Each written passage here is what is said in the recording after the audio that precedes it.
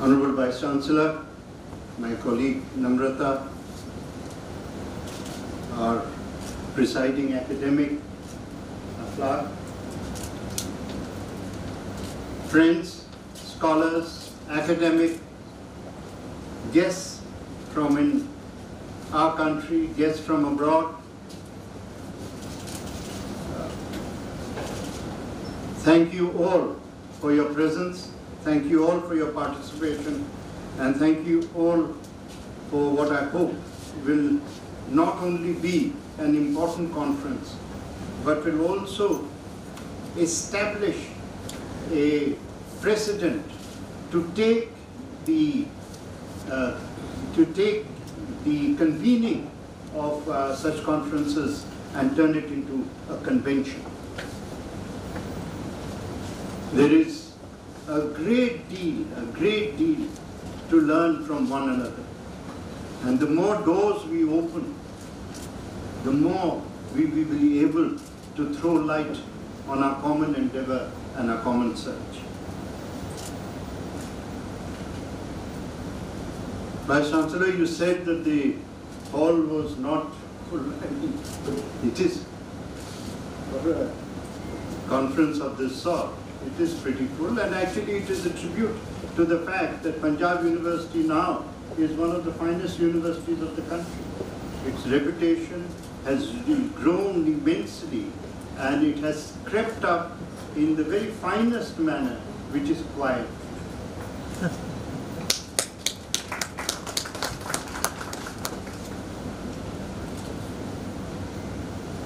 And in any case, I would personally prefer a hall half full, but a mind which is full.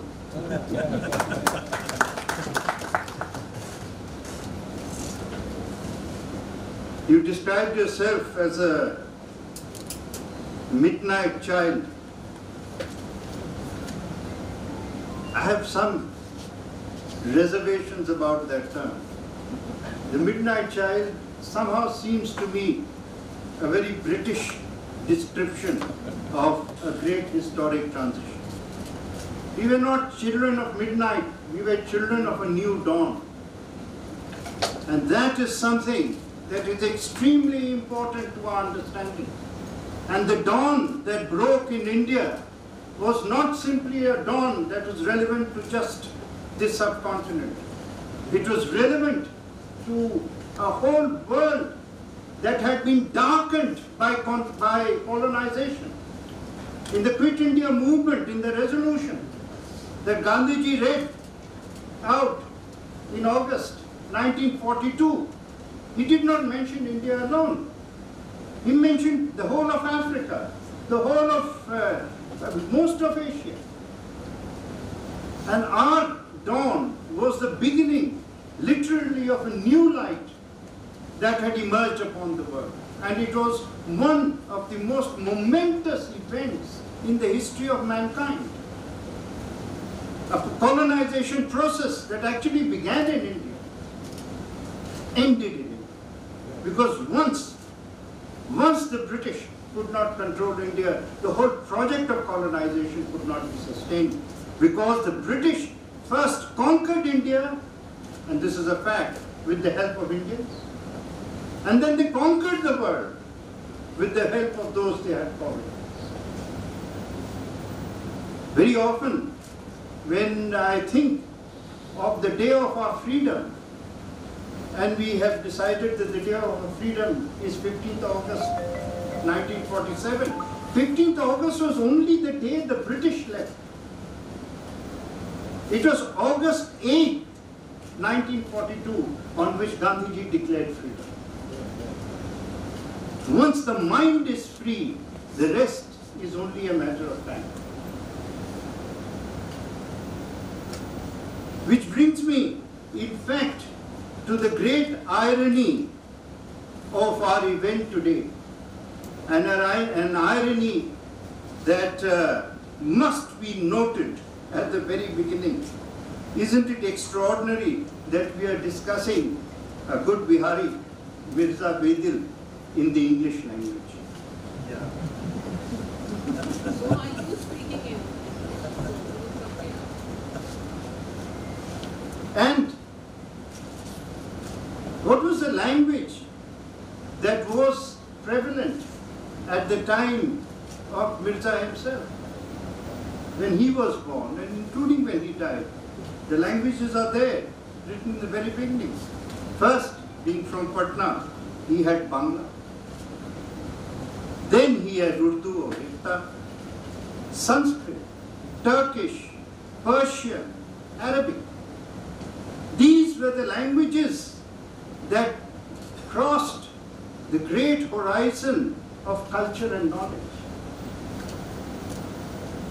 And these are the languages that we have started losing most of them. Sadly, even Sanskrit is disappearing from basically our intellectual art.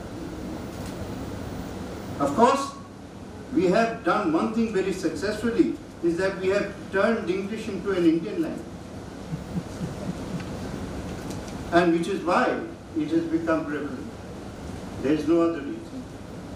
Right? And it has seeped down because it has become the language of commerce, it has become the language of this thing. But it is not yet, maybe at some point it shall become, English is not yet the language of our culture. It is the language of governance. It is the language of academics. It is the language of many aspects.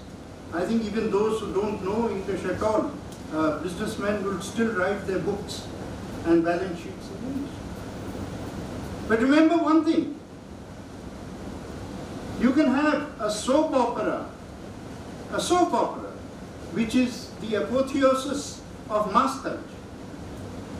You can have a soap opera, you can have a newspaper in English, you can have Times of India, you can have Hindustan Times, you can have Indian Express, you can have Tribune in English, and all very successfully. But there is no soap opera that works in English, because we still talk to our mothers-in-law only in Hindi or Urdu or Tamil or Marathi or Gujarati. The language of the home and the language of the emotions still remains the languages that have a much older history, much older history than English. English is only the most recent arrival on our shores and has still not completed the, what might be said or called the whole horizon of engagement which a language must possess. Even though we may not know Sanskrit, Sanskrit still influences our culture far more. We may not know Persian, but Persian still influences our culture, in our habits, in our language. We don't realize how many words of Persian and Turkish exist in the common parlance. Subs, kitab, fala, I mean, you can go on. It's about 4,000 words of a dictionary which is common. We don't recognize it, and it's good we don't recognize it. Because language is like a sea. A sea has no boundaries. It just merges into each other and into one another. And which brings me to a very interesting aspect, that all through history, the study of power and the exercise of administration has always been best understood through the study of language. Because it is the study of language, whether it is poetry, whether it is other forms of literature, is essentially the study of human beings. And without the study of human beings, how do you administer human life? Even the English, when they set up a course for ICS officers at Haileybury in Oxford, in order to rule India, what did they teach at Haileybury? They taught Latin and Greek. On the very good assumption, I assume, that if you understood Macbeth, you would probably get a good hint into the nature of Indian politics. So, and the Ottomans had an even more interesting approach to administration. The Ottoman school of it, the equivalent to Missouri, what did they teach? They said you have to know 3 languages. One, you must understand Arabic to understand your faith. You must know Persian to understand poetry. And you must know Turkish to understand power. And unless you know all 3, you will not be able to make a good agha or a good bey. There is an anecdote which I did not put in my book on Jawaharlal Nehru, because it was actually told to me by Sharda Prasad, one of the great figures who was very close to the family and worked in the government, that in the early days, when the number of missions in Delhi was still limited, Jawaharlal had a practice of calling an ambassador once for lunch every week, one day, Tuesday or Thursday or whatever it was. And I suppose around the year, he could fit in all 50 missions. And one day he called the Turkish ambassador. And the Turkish ambassador came, and Jawaharlal was late, the Prime Minister was late by 10-15 minutes. The Turkish ambassador was looking at his library while waiting in the lunch was normally in the library. And as he was waiting, he saw the books, and when the Prime Minister came, the first question he asked the Prime Minister was, "Sir, are all these books yours?" Because they could very well have been bought by government and stacked. And of course, Jawaharlal, being Jawaharlal, was irritated. Or kiska ho sakta hai? Right?